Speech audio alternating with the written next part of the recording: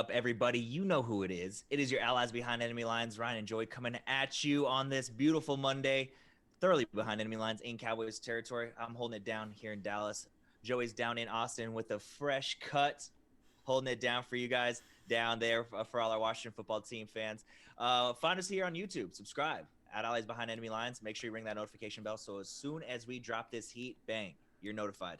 Go ahead, follow us on anywhere you listen to your podcast, Spotify, Apple, or Google Podcasts. Again, make sure you're downloaded so as soon as the latest and greatest video drops, bang, it's right on your phone. You can listen to it. You can show your friends and let them know that you listen to the best Washington football team podcast based out of Texas in the world. Joey, how's it going, man? We've, it's been the weekend. You have a good weekend, everything rolling. We're getting ready. You're on spring break, so good, kind of bad because you got the kids at home. Not that it's bad to have your kids, but hey, a guy needs a break every now and then. How are things going there, bud? It's going all right, man. And I hear you mentioned the fresh cut because it is true. I had my bush thing going on there for a while, as we all know during the great snowpocalypse of February here in Texas. My barbershop actually got flooded. It was one of the places that had the pipes break. So when I went in for my regular cut, or actually called the morning of my regular cut, it's like, oh, I didn't let you know all pipes are broken. So they're back up and running, though. Shout out to DNA Barbershop and my man Dave out there. If you're ever in Austin, hit him up. He'll get you nice and fresh and give you some. Always tell him Joey sent you, and I promise you he'll tell you the funniest joke you've ever heard. Anyway, yeah, it's going good out here. Spring break, as you mentioned, got the kids at home. They're down for a nap right now, so we can get this going. We're right at the beginning of free agency frenzy, and so I'm ready for some fireworks. Absolutely, yeah. So we're about, I'd say about an hour into the legal tampering, or excuse me, an hour and a half into the legal tampering window, which, we all know what that means, that guys can actually start saying that they've been negotiating with teams. As of right now, the Patriots have signed Jonnu Smith, tight end, to a 4-year, $50 million deal, $31 million guaranteed. That was the guy we had on our radar. I think we had him pegged around that $8 to $9 million per year. A lot cheaper than that. Yeah. So, it's, not maybe he took a little bit of a pay cut or a little bit less to go play for Bill Belichick, and maybe he thinks they have something cooking down there. I don't know was Cam Newton already re-signed when we spoke last Friday? I can't remember. I think he's re-signed right after we finished our podcast. So Cam Newton comes back for $14 million, gets quite the pay raise from the Patriots after I think making only $5 or $6 million last year. It's the same contract. It's just all incentive laden, whatever we want to say it. It's got so much incentives in it. It's still around the same amount of salary. It's just that if he plays and they go to the playoffs, it's actually playoff performance is what gets it up to that 14. So it's not even making the playoffs. I think it's playoff performance that gets him up there. So same thing, but they got him on a great deal. Yeah, so that's been the only free agency move, really, is the Jonnu Smith one right now. They signed a defensive tackle away from Miami. It looks like Cam Irving, former Cowboy, former kind of journeyman offensive lineman, looks like he might land in Carolina. So still quite a bit of moves to be made. Around the Twitterverse with the Washington football fans, it seems like Hunter Henry has really popped up as the number one guy for that fans want to target in free agency, which we kind of said the same on Friday's show, that if we were going to pick one guy that we'd like to see signed for that offensive side of the ball, it would 100%. It would, we kind of went back and forth between Hunter Henry and Jonnu Smith, and we kind of landed on Hunter Henry. So that's kind of been the talk so far around the Twitterverse. I don't think either of us, and nothing's changed between then and now to take us away from that. But I'm just ready to kind of get started. Obviously, we signed Brandon Scherff to the franchise tag. Still got plenty of time to restructure that to a full-length contract. So now we have right around, I think I saw $29 million in cap space, maybe a little bit more than that. Might have been $39 million now that I think about it. So either way, still got plenty of money to play with, excuse me. And play with. Yeah, you're right. It's there's still plenty of moves to be made out there. One guy that I mentioned to you, Trey Turner, he played 1 year out in LA with the Chargers, guard, 5-time Pro Bowl guard. Where at? In Carolina, under who? Ron Rivera. Don't know. If you don't know, he's our head coach now. So obviously when you see guys that were former Panthers or guys that were the biggest thing right now is if they're guys that our GM and president have or not our president, the president of football operations, if they have any connection to, that's also the biggest thing right now. So we're talking about bolstering that offensive line. There's a guy that you can kind of take a chance on, a little bit older, coming off an injury, but again, he might be willing to take a little bit of less money in order to kind of get that prove me contract. I'm looking now, so we're about $37 million left in cap space after the Brandon Scherf. Which can be restructured. Yeah, which can be restructured. So if he gets if we sign him to a long-term deal, which based upon I'm glad you said that as well, because there was a couple guys that I had my eyes on. Andrew Norwell, I know, restructured their deal with the Jaguars, so that's going to be a definite no-go as well for us. And Kevin Zeitler, former Giant guard, signed with the Ravens, I do know. So those are two guards that are off the table as well. So that Trey Turner one looks nicer and nicer as you bring up guards. But obviously with the retiring of Drew Brees, and then the Saints signed Taysom Hill to that ridiculous extension where it's all voidable. I don't even know what that even means. Did you see that, where it was 4 years? Yeah, so it's 4 years, $140 million. But the kicker is that they only literally exist on paper. So it's only a way for them to pay his contract, because I think he makes like $16 million right now. Like, he makes a pretty good chunk of change for what he does. So they're able to spread it across those 4 extra years, but those 4 extra years literally don't exist. Like, a player cannot play on voidable years in his contract. Like, they have to be re-signed, they have to be restructured. So it's literally like just like phantom on paper deals for a way for owners and GMs to spread money across these fake years.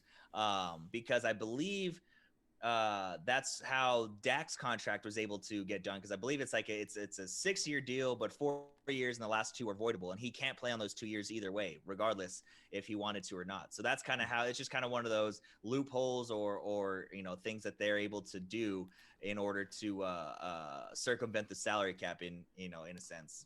Well, we need to sign some phantom players too, so we can go out there and get Russell Wilson or Dak Prescott. But I saw that kind of rose some eyebrows there. But you're right, yeah. Like nothing, obviously nothing's gonna happen. Well, something could happen, but we didn't expect anything to happen that big right this quick. So I have all my noties on them, all my people I follow are gonna let us know exactly what we can do and who we can get. But as far as naturally, we did talk about our drafts a few weeks ago. As I've been continuing to do mock drafts, just to jump back here real quick, and I'm gonna go ahead and jump and show us here on the screen for everybody else to see. I went and traded 2 of my picks. I'm gonna move myself out of the way here, and I'll drop you back down here.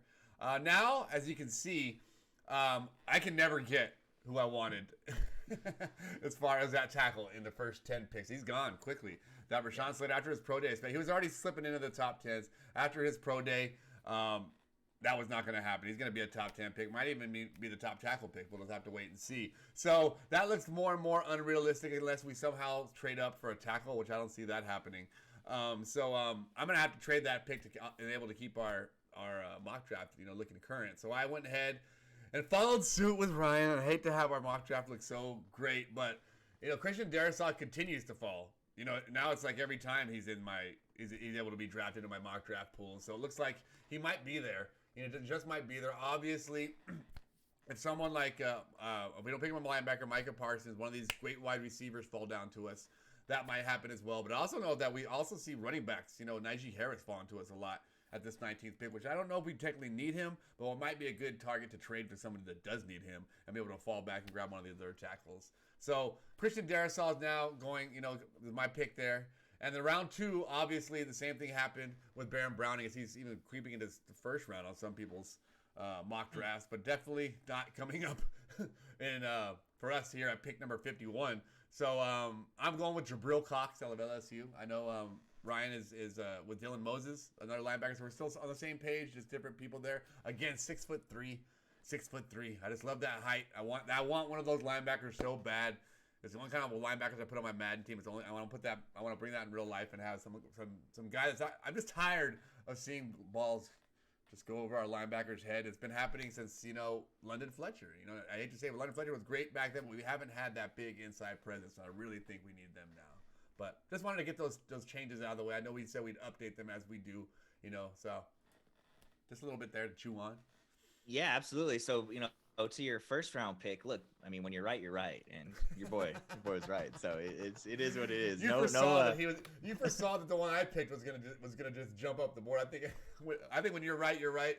More on my aspect is you saw somebody that was falling to you, and you're like, geez, he's going on my board immediately, and then all of a sudden this can't happen no more. So, but yeah, I think that Darrisaw is gonna do well, and someone a day one starter, you know.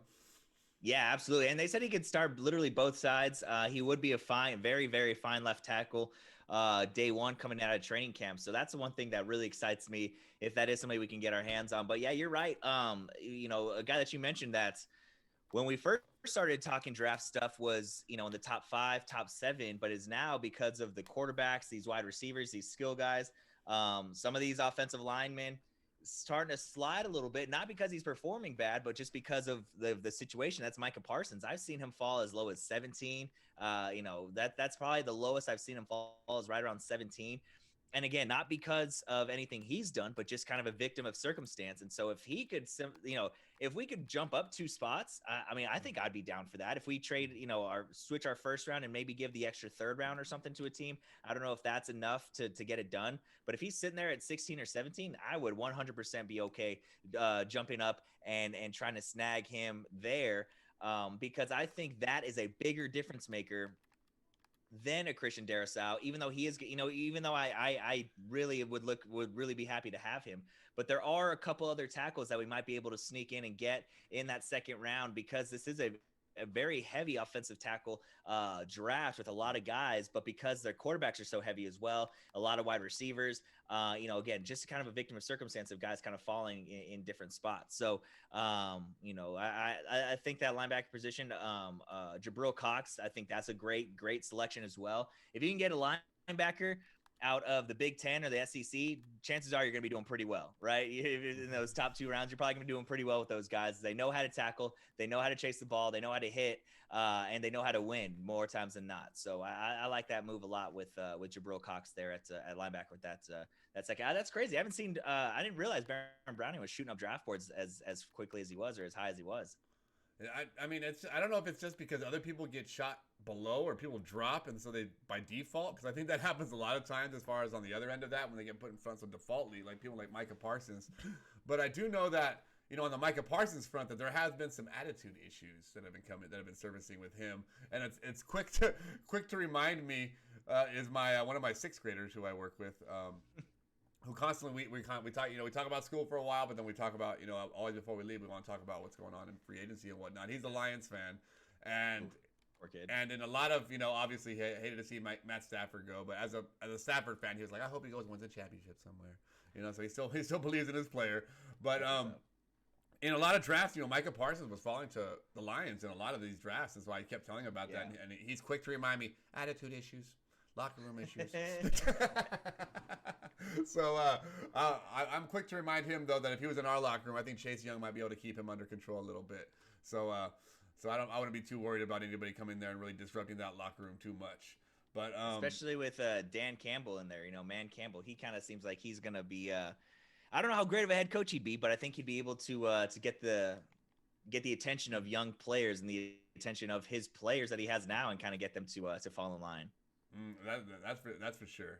That's for sure as well. I mean, you ain't gonna see, like I said earlier, you ain't gonna see no Juju Smith-Schuster on no Lions team, because that's a team first alpha man. There's not gonna be about anything. You want to be on his team, you better be all about football, and that's 100%. So, but yeah, I mean it's crazy to see here that some of these players that we thought were gonna be like the top ones to go, like Galladay or even the Russell Wilson and the Deshaun Watson are kind of like a stalemate as well.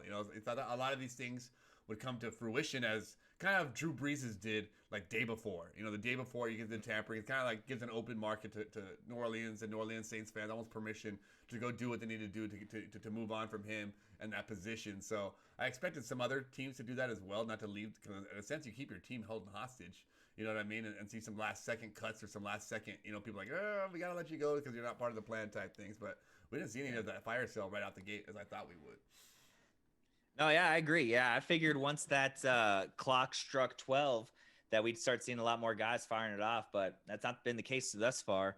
But I fully expect not only as this day goes on, watch, I guarantee as soon as we wrap, there's going to be like at least one bombshell, because that's just how it happens. That's just going to be, there's going to be one bombshell, and it's going to be like, son of a bitch, we just, the one day we record just a little bit earlier than usual, it happens, right? So I'm fully expecting that to happen. Well, when you think bombshell though, I mean, it's crazy because as I always refer a little bit to Madden as well, because Madden does mirror the NFL a lot, and they dropped their free agency promo today, and their two top people in free agency was J.J. Watt and Dak Prescott, obviously people that were already signed. But Kenny Golladay or Juju Smith was not even in the top tier of people that they thought as top free agency targets. So, I mean, where are these guys going to fall? Do you think it's just so far away of where they think their worth is? Or do you think, or where the teams think their worth is? Is that you think the disconnect is? Or do you think there's just actually, because I know teams have to be interested, but you have to be interested in the top guys, but is it just like, is it like that, when you look at the store and you see a price, no, if I see that price, I'm not even going to look at that thing. I'm not even going to look any closer because I already see the price tag. You think it's those situations come into effect? With Golladay and Juju, it's a little tough because, well, there's now reports that Kenny Golladay might have been playing up his injuries a little bit more than what they actually were. That he's kind of hot dogging it a little bit. So that came out. I think earlier today, I was listening to somebody saying that was kind of the word and speculation around the Lions. So barring that, I would have said they're kind of different because Juju, we saw that he's very much a Robin. He's not going to be a Batman, right? And so, but he, in his mind, he wants to get paid like Batman. When in reality, what you're going to be getting from him is not Batman production. So what do you think that is? Because you look at the numbers of Juju, and he still had 97 catches last year. You know what I mean? It's still, but what they always say about him is like it's like someone you don't fear. It's like, oh, no one's gonna say, oh, we gotta account for Juju. Ooh, no, he's not thought of like that. But why is that? Is it just because he gets, I don't understand the production. I mean, you can't argue. I don't always say go solely off the stats, but you can't argue with production. Like someone like Allen Robinson, who somehow gets 100 catches a year with whatever quarterback he has. You can't argue with that type of production. So I don't understand why he doesn't get that nod.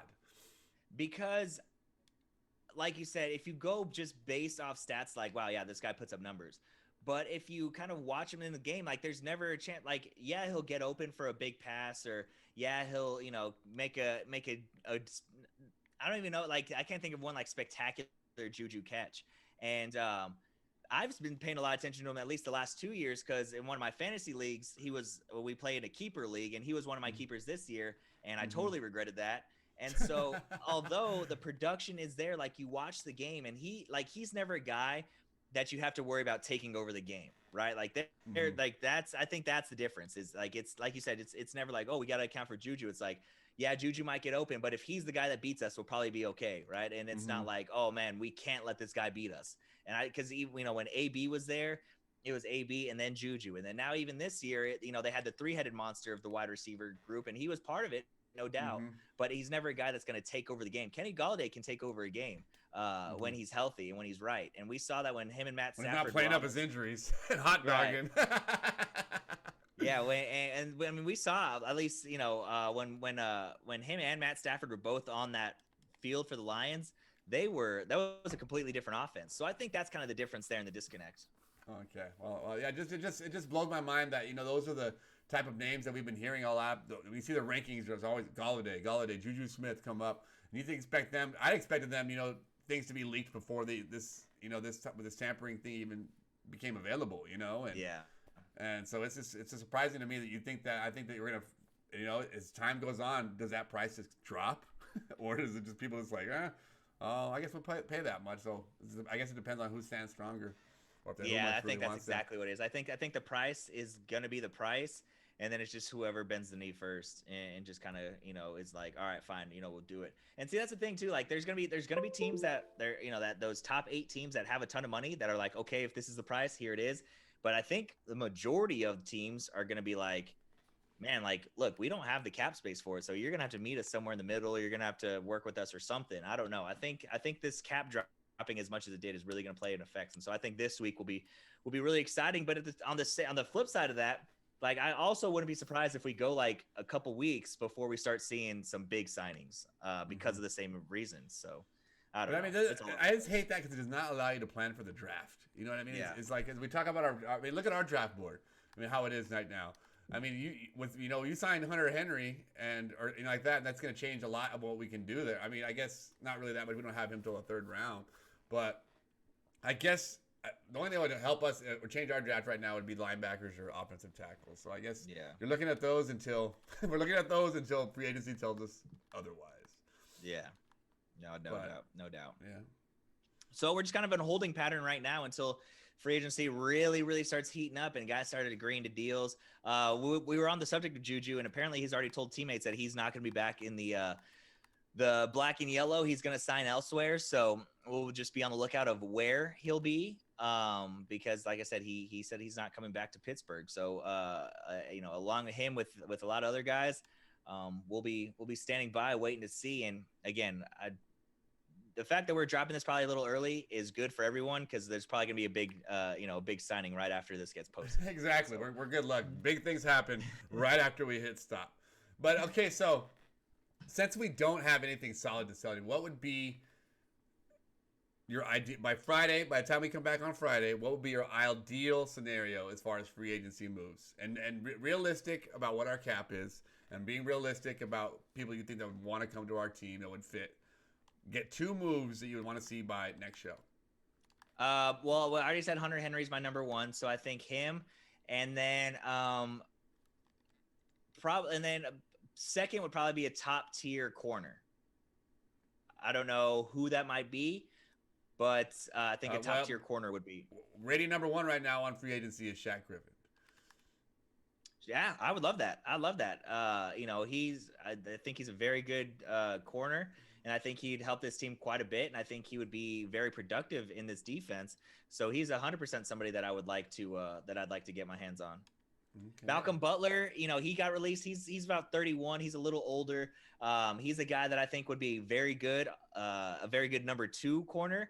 On the other side of Kendall Fuller. So he's a guy that I might throw in there. Mackenzie Alexander from Cincinnati. I wouldn't mind him at all. Let's see what SpotTrack has his market value at. But there's quite a few guys out there. He's about 8.4 million, so that's not too bad for a 27-year-old guy. So those I'll put those as like my top 3, I guess, just to save some time and not me just rambling and looking at it listening. But Hunter Henry and a top tier corner. That's what I'll leave it at right there. I'm gonna go Curtis Samuel. Someone I've been at number 1. I think that's very doable. I think it was reported earlier by Ian Rappaport, and I quote, "A crap load of teams are interested in calling about Curtis Samuel." So he's gonna have his choice, I think. So it depends if anybody, any automatic contenders or somebody he already has fancy for is gonna be suiting him, whether we get a chance at him or not, or we just throw a ridiculous amount of money at him. Either way, I hope it's not too ridiculous. But and then again, I want to go to the offensive line. And I'm still thinking about that Orlando Brown. I'm still thinking like something like that happened. I mean, I want to say offensive line, but I just can't say that. I got to give you a player. I mean, that would be my ideal of that. But my 2 positions right there off the gate would be that wide receiver position, and that would be specifically Curtis Samuel. But second would be the line. Get somebody one of these because there's so many linemen out there. I think it's a good year to get them. I mean, you see Andrew Norwell's. You saw what Kevin Zeitler signed for. It's what $8.8 million a year. Yeah. I mean, no. It's gonna be hard to sign. I don't think Brandon Scherf's saying, I'll just play on the franchise this year. I ain't gonna make no new deal with this market at this level.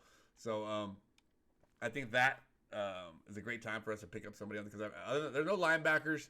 I mean, corners would be great to get Shaq Griffin. I ain't gonna lie, I just don't see it happening with us. And so I'm just trying to be as realistic as I can of people I think that might land on our team. But if we somehow can get some of these Friday show is going to be, I believe, we'll blow out the victory trumpet for that show. We'll blow out the victory trombone. We'll blow out your speakers because we'll probably be, you guys don't know what this is, but slot musketing ourselves. And yes, look it up. Look it up. Urban Dictionary. It's out there. Slot musket. That's what we'll do to ourselves. Look it up.